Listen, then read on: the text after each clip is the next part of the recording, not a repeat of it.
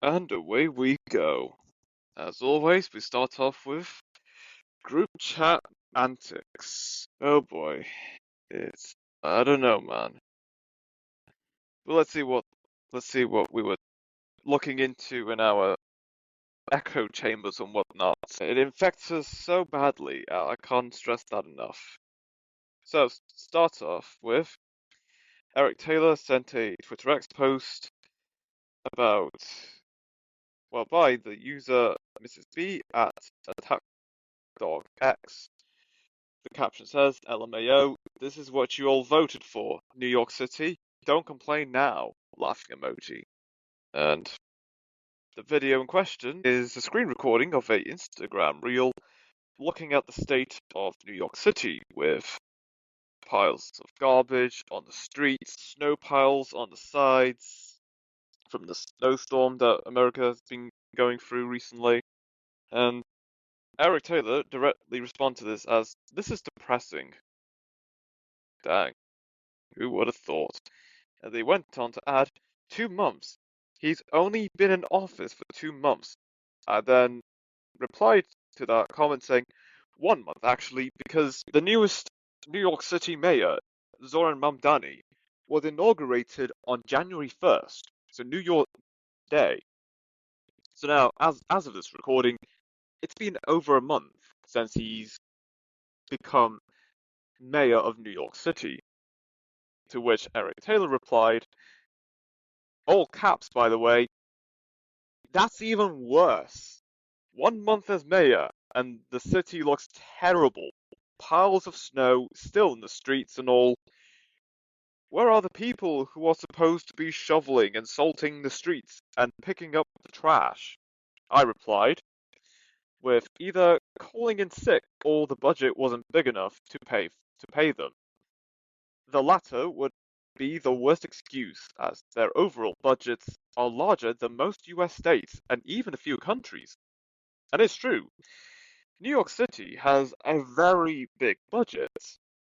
Even with the socialist policies that Zohran Mamdani wants to put in place, given the vast amounts of money that New York City has to do whatever the heck it wants, I don't see why it would not be possible for money to be allocated to essential services and pay the workers working in said services for the city. I have watched a video, well, I'm not sure it's TikTok or Instagram.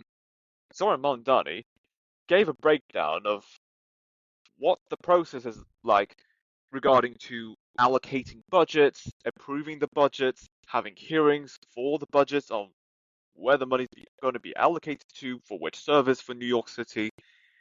So of course it makes sense that there's going to be loads of procedures, not too much bureaucracy, but there's going to be bureaucracy somewhere. There's going to be lengthy and multiple processes in regards to what percentage of the budget is going to be allocated to which services, and and then a public hearing has to be put up with people in New York City that do show up. Not everyone in New York City goes to public hearings about budgets, but out of those who do, they give their say. The the New York City Council hears the people of New York City out on this issue and that issue and so on and so forth. They make a note of it. Not to say they'll do it, but that they have to give people a chance to say or have a say about the New York City budget. And it's not just one. There are multiple budgets. Last time I remember, there's like 4 separate budgets. There's at least one budget that's put in place towards right now, the moment Zohran Mamdani has been inaugurated, and there's another budget in regards to long-term investments and other long-term projects for New York City.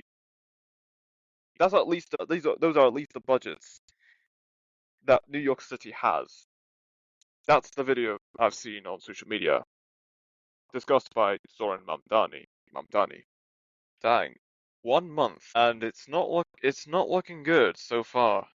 I want to give people a chance to show off their ideas and show they care for the people, provide the necessary necessities to the people of New York City.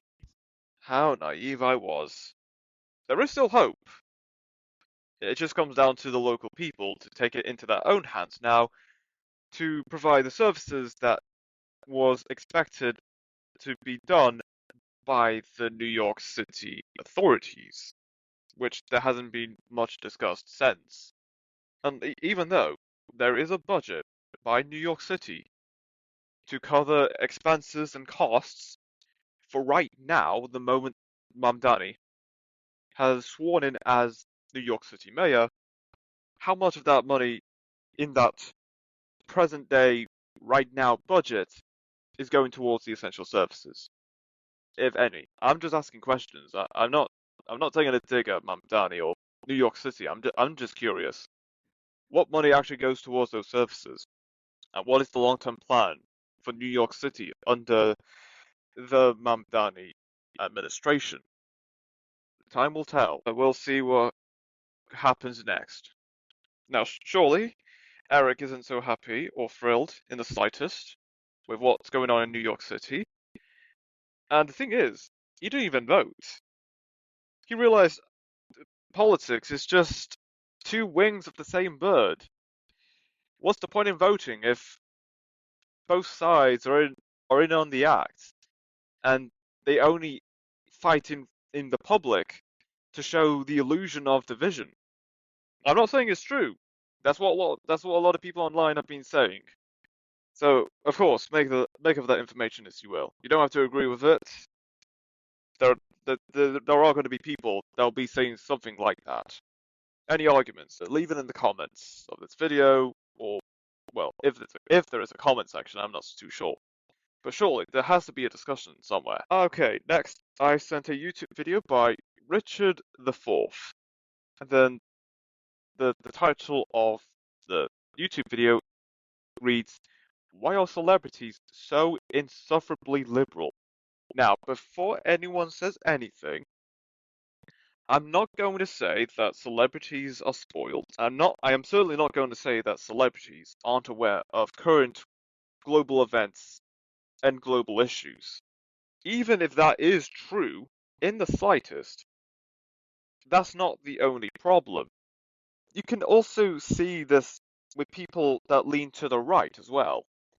And the thing is, no matter what your views are in today's world, if you do not adhere to the beliefs or the agendas of whoever's giving you jobs or opportunities or the endorsements, so on and so forth, the moment you express an opinion that people on top or your higher ups for your jobs, endorsement, etc., do not agree with, not guaranteed, there is a likely chance those celebrities will lose the endorsements. They will not be able to get any more jobs going forward, and most importantly, to some extent, not always, but to some extent, those celebrities that do express these opinions that, according to the mainstream media, is very controversial, those celebrities are going to be slaughtered. They're going to be slandered. There's going to be groups of people saying, oh, this person's evil. They don't know what's going on in this world. They probably do. People are just not questioning. Why are these people saying what they're saying? And even if there are people of any notoriety, no matter how famous these people are, even they do know the global issues that are going on, and whatever issues going on in their own communities, it's not enough to just have the knowledge of knowing this issue is very bad. We must put an end to it. If these people then go into, how do I put this? The experience gives people as much insight, if not more insight, than any knowledge you could ever possess. It's important to have knowledge on what goes on in the world by experiencing it. However, is when you really start to open your eyes to what these issues are going on. if there are people that actually go into Gaza looking at how Palestinians are living their lives, people go into Ukraine, how people in Ukraine are living their lives with power plants, electricity grids going out from Russian forces. It's rough. It's very rough. And of course, if you go into Sudan and how people in Sudan are living their lives with whatever conflicts going on, then for those celebrities to then go back to their place of work and then to speak out on what they have experienced in real life on location, these are the very issues in which they are talking about. That feels real. And I think by having the experience of these terrible issues and then expressing it to people across the world, that is what really gets people listening. It's not just enough to be aware that these issues are a problem. You have to experience it. You have to experience it for yourself. How close to losing your life you could be. And I do not want to see people losing their life for any reason. If there are people who experience going into on location the very disastrous world issues which these celebrities are talking about, and then they go to an award ceremony, accept their award, and then express what these celebrities are experiencing in their lives. That is all it takes to get the message out. I'll leave it at that. And look, uh, Richard IV, the person that posted that YouTube video, even if there are celebrities that have a liberal mindset, there are celebrities, again, there are celebrities that do lean to the right, or celebrities that have a conservative mindset. So it's not one-sided in regards to what celebrities think of the world.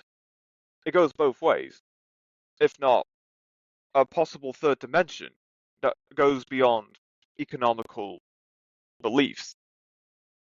Authoritarian or libertarian beliefs are just as important. People think it's just one side or the other. No, there are multiple layers to what people believe, what they think, and what ideas they have for the world, and what issues they talk about to the world. That is all I will say. Next, Eric Taylor once again showing a Twitter X post. Again, it's related back to Zohran Mamdani again. This time, the post on Twitter X by Eyal Yacobi at Yacobi. The caption reads on that Twitter X post, after Zohran Mamdani abandoned New Yorkers leaving piles of trash all over the city, the Hasidic Jewish community is pitching in and helping to remove the garbage. To which Eric Taylor replied, W Jews, if accurate. In my opinion, I don't see how this cannot be accurate. If I go to the Twitter X post and actually watch the video, I have not seen the video yet, by the way, so I'm gonna watch it now, just a brief few seconds, and yeah, I am seeing groups of Hasidic Jewish people actually picking up the rubbish and chugging it into the garbage truck. This is what Americans call it. They're chugging the rubbish into the garbage truck and then send the truck to whatever facilities for recycling or whatever trash processing that New York City has. No, I'm not going to jump to conclusions. Regardless, again, it actually goes back to the point that there comes to a point that people in New York City will take matters. The people of New York City will take matters into their own hands if appropriate New York City authorities don't do anything in the first few weeks or few months. Seeing the Hasidic Jewish people actually helping with chugging the rubbish away in behind the truck, if that's the point it has come to, then I don't know what else to say, or how anyone is to believe anything else otherwise. So yeah, there's nothing else for me to say there. Next, Eric Taylor sent something else from Twitter X, and it's in regards to the son of Osama bin Laden. Of course, Osama bin Laden is no longer alive, But one of his sons is alive, along with her wife. Starts with a Z. Trying to check just in case. Zaina, the wife of Osama bin Laden's sons. Zaina. The name of that son in the picture that Eric Taylor just sent is Omar bin Laden. Omar bin Laden. So yeah, Osama bin Laden has children. So yeah, the more you know, I guess. And then I responded to that Twitter X post with a grok response from another Twitter X user asking, how many children does Osama bin Laden have? To which grok responded, Osama bin Laden had between 20 to 26 children. So, wow, 20 plus children Osama bin Laden had. Goodness me.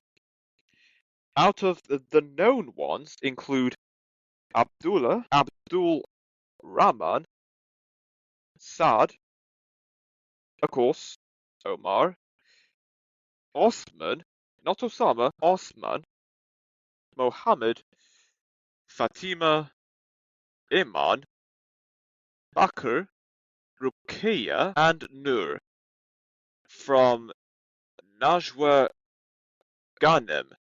That's one of Osama bin Laden's wives. Three more children Osama bin Laden had with Khadija Sarif include Ali, Amir, and Aisha.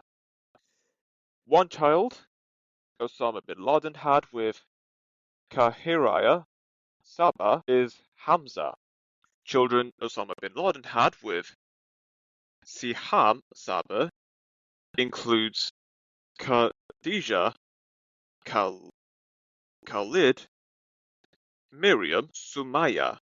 And finally, the children Osama bin Laden had with Amal al-Sada include Safiya, spelled S-A-F-I, Ibrahim, Zainab, spelled Z-A-Y-N-A-B, and Hussein, spelled H-U-S-A-Y-N.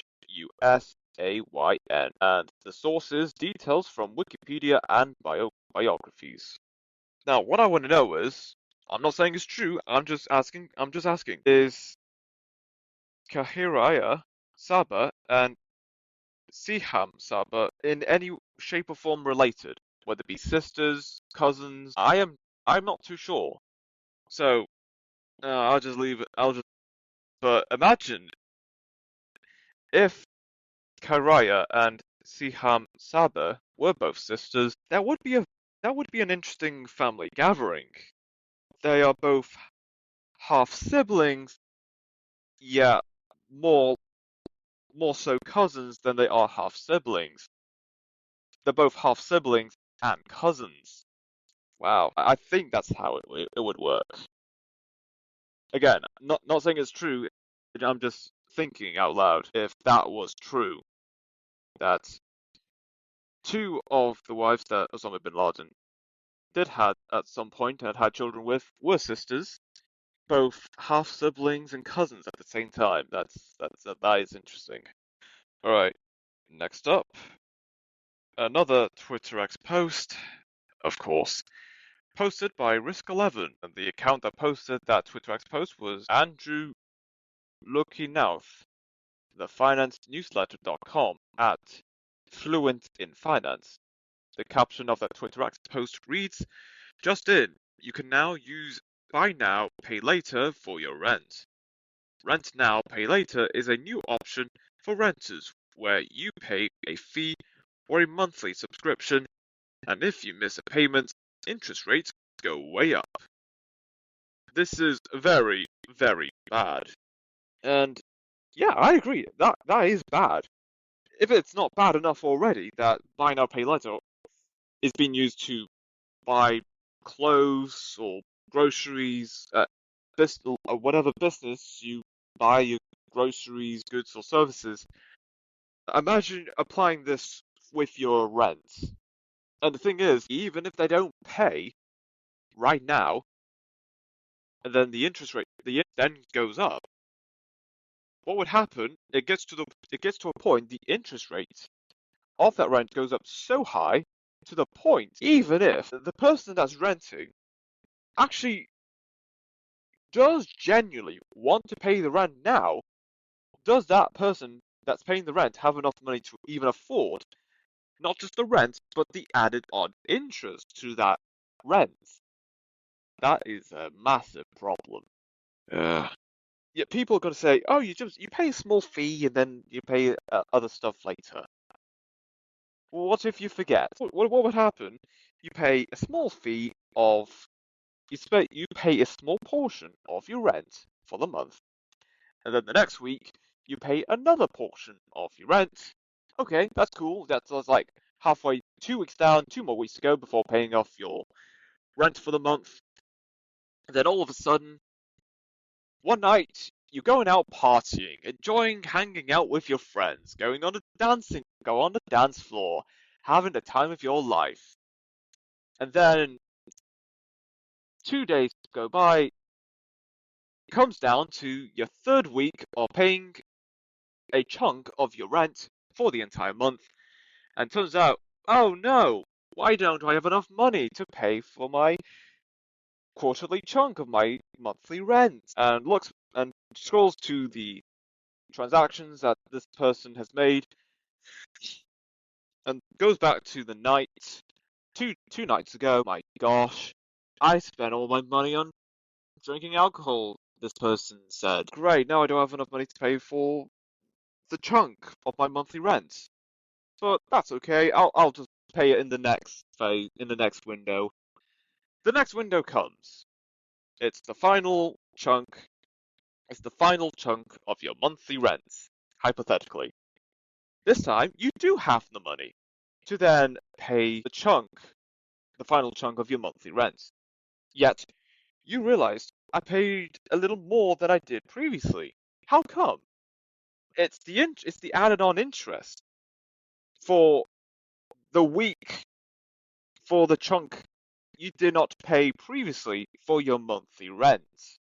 And look, even though it is still possible to pay it off that week to complete your monthly rent, the moment you missed one window or one phase of pay now, buy now, pay later, you're going to pay a lot more than you were originally expected to pay.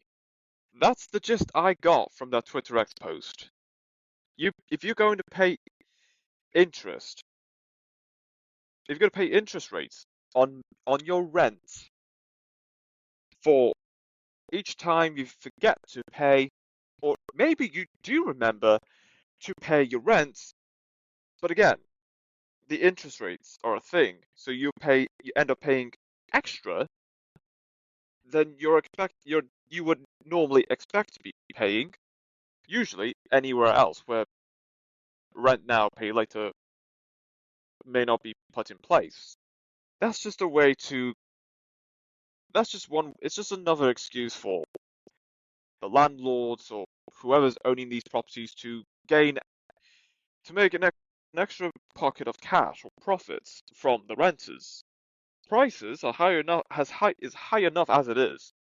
Don't expect people to pay interest rates on the rent as well, on top of interest rates on the loans they've got from the bank. Prices are expensive as it is now. This is only adding more fuel to the fire. And again, even if people do have the money to pay the additional interest rates, this is going to entice the landlords or the property developers and property owners to then up the interest rates, knowing that the majority of their tenants are able to afford the rent plus added interest rate. And then eventually, one person does have the money to pay off the rent, but not enough money to cover the additional interest rate costs. And for that reason, that renter is given a warning. This renter continues to make as much money as possible to not just pay the rent in full, but also the added interest rate, which has now been added on because this person has failed to pay the additional interest rate. Again, another warning. One more time, the landlord says, "You're out the door. I'm kicking you out of this property, this building, or whatever." And then, unfortunately, it's no surprise, whilst the person that's renting does have the money to pay the rent price in full, but certainly not enough to pay the added interest rate. And it's at that point, this person is now being evicted from the building. And now, this person is now just sitting about somewhere in the big city, trying to look for shelter, food, water, all alone in the cold, in the dark winter nights. Okay, I've gone a bit too far now. That it is true though. That could happen. It's madness. It's an absolute outrage. Mental. All right.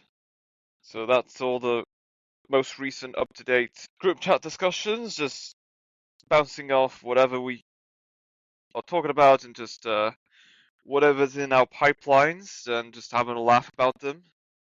Although not in this case, unfortunately. We're just how could people be living like this? It's so unfortunate. Hopefully, there is some hope. There's some extent of recovery further down the line.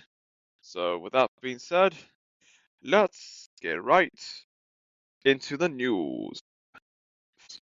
A US judge granted a preliminary injunction barring the federal government from withholding funds from 5 Democrat-led states amid fraud claims. The states California, Colorado, Illinois, Minnesota, and New York receive over $10 billion from federal programs like the Child Care and Development Fund. The Trump administration had targeted the states, mostly reacting to news reports about potential fraud involving immigrants illegally receiving benefits. Oh boy. And whilst they say this is Democrat-led cities, doesn't matter doesn't matter which party is leading those cities. There are people out there that are taking advantage of federal level funding and programs and use that money for whatever. We're not sure what the money's being used by the people that are taking these funds and grants. That money could have otherwise been given to legitimate childcare facilities and services. Instead, there are people, whether it be foreigners, illegal immigrants, well, mostly illegal immigrants, that take. There are people out there just taking advantage of federal money, saying, "Oh, we're a childcare service, but where's the children?" There's been investigations by mostly independent reporters. Hey, I want to put my child in childcare.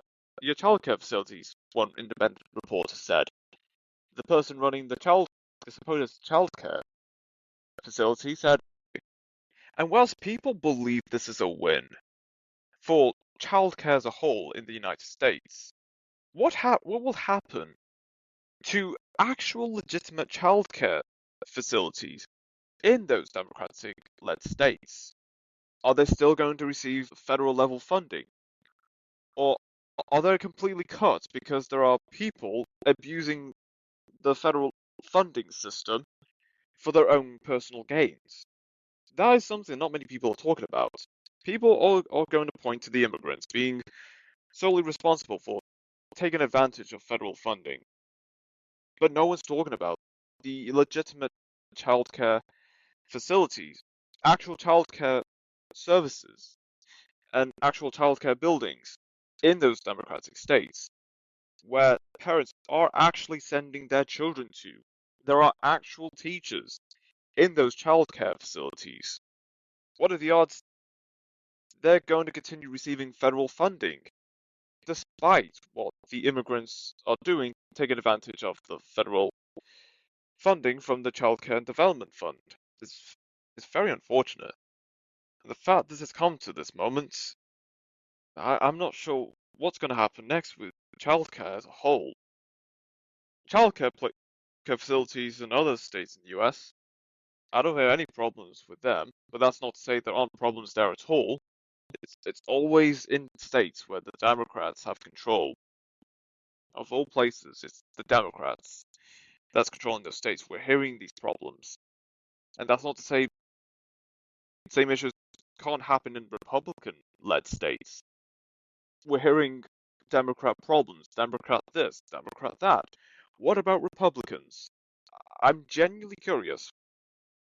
What's going on in Republican-led states? I'm genuinely curious. Let's wait and find out. Only time shall tell. Zelensky says US gave Ukraine and Russia a June deadline to reach agreement to end war. The US proposed a June deadline for Ukraine and Russia to reach a deal and offered to host trilateral talks next week in Miami. Zelensky said, "We confirmed our participation after an unsuccessful energy ceasefire and Abu Dhabi talks repeated Russian strikes on energy infrastructure during a bitter winter have intensified humanitarian pressure on Kiev. Overnight, more than 400 drones and about 40 missiles hit 8 facilities in 8 regions, forcing nuclear power plants to reduce output as Ur- Uranergo said all nuclear power plants in the territories under control were forced to reduce their load. As a result, emergency blackouts left hundreds of thousands without power. With 1,100 buildings in Kiev and more than 600,000 subscribers in Lviv affected, and all Ukrainian regions extending hourly outages. The US proposed a June deadline, but if missed, the Trump administration will likely pressure both sides, while Russia demands Donbass concessions and Zelensky cites the Dmitriev package as a Russian offer. Now, I'd assume, not that it's true, it is likely there's going to be people within Ukraine or just people of Ukrainian heritage in other European countries, wherever they're residing right now. They'll likely be happy that there is continued progress to end the war between Ukraine and Russia. There's going to be Ukrainian people that will say, I wouldn't get too excited. We don't know what's going to happen. What if Russia attacks again? And that's a good point, because it's been said there was going to be a ceasefire of some sort, and then energy plants have been targeted and attacked. So which one is it? Is there a ceasefire or is there not a ceasefire? You can't have both. Pick one and stay there. And well, again, there may be progress, which I'm glad to hear. I'm not going to get too excited because, again, Russia, from what I've heard, targeted energy facilities in Ukraine after saying, "Oh, we're going to have a ceasefire." Then why would you attack energy facilities or target at least the energy facilities?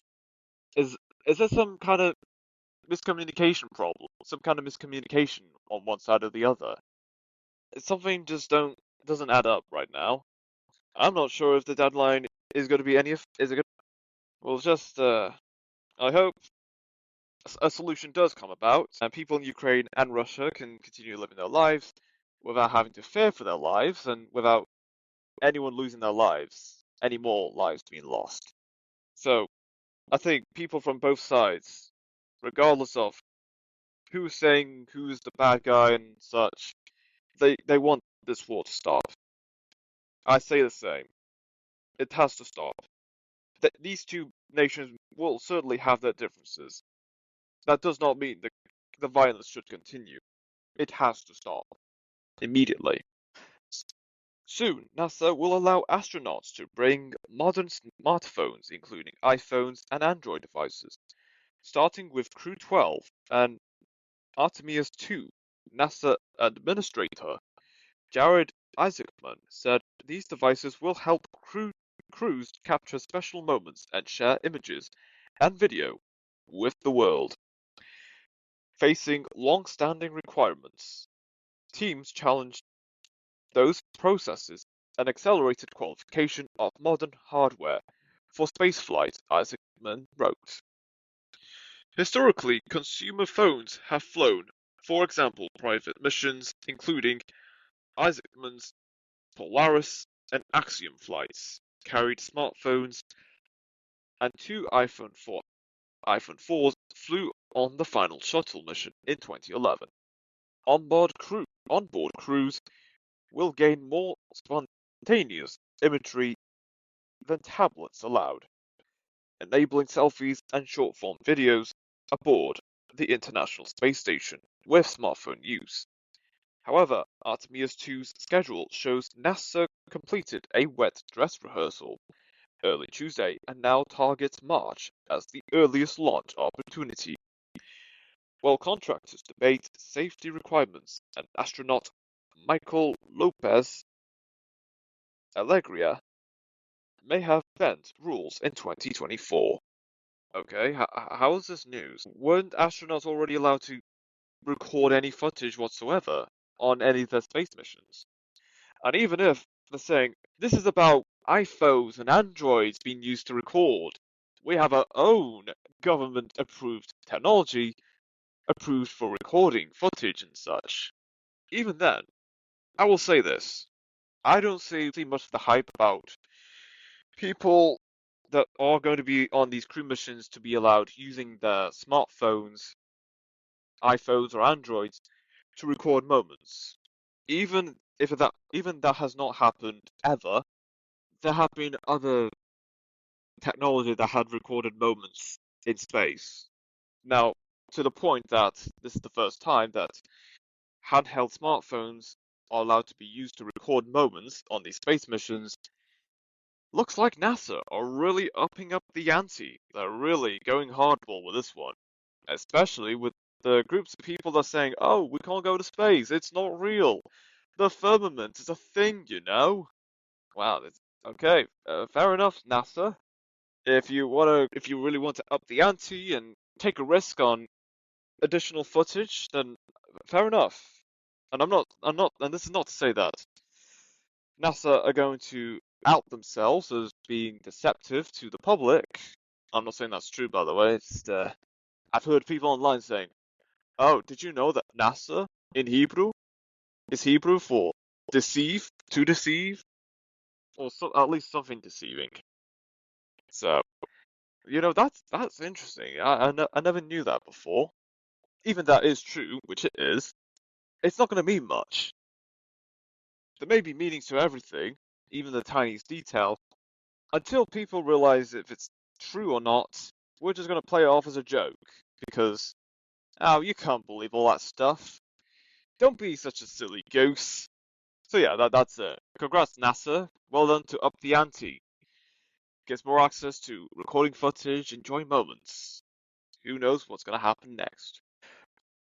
Gordon Brown said Lord Mandelson betrayed his country and put Britain at risk by giving Epstein updates during the 2010 election. Well, he was business secretary.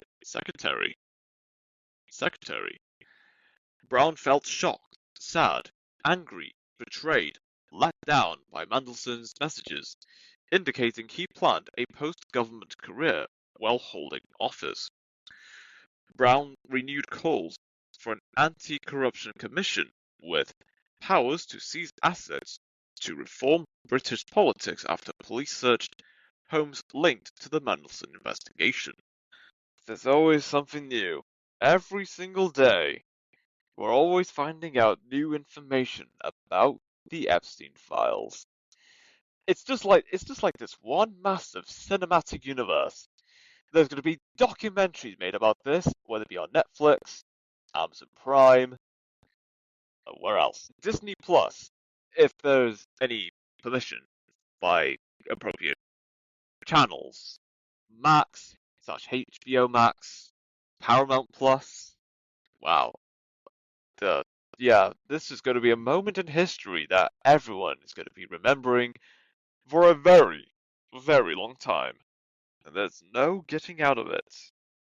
For those people involved, that is. It's not looking good, bruv. It's not looking good. I wonder what's going to happen to Gordon Brown, finding out that he realized no, I messed up. I allowed a person connected with Epstein to be my business secretary. Now, whatever the case will be, if he's going to say, oh, I made a mistake, people are going to be kind to Gordon because he's no longer the Prime Minister anymore. And he's no longer involved in politics. Keir Starmer is going to be completely different. He's currently in power. He allowed Mandelson to be part of his government anyway, albeit with just terrible vetting questions in the interview process. Even then, if Keir Starmer was to say, oh, I made a mistake, similar to what Gordon Brown would likely say, people are going to go at Keir Starmer because he's currently in government. How could you say that? You let this man be in your government. And all you can say is, oh, I made a mistake. You gotta fix this, or else we're calling a no confidence vote. We're gonna vote for a new Labour leader. And even if there are people, and there's a lot of people saying that want to trigger another Labour leadership election, the current UK government under Labour have already in hot enough water as it is.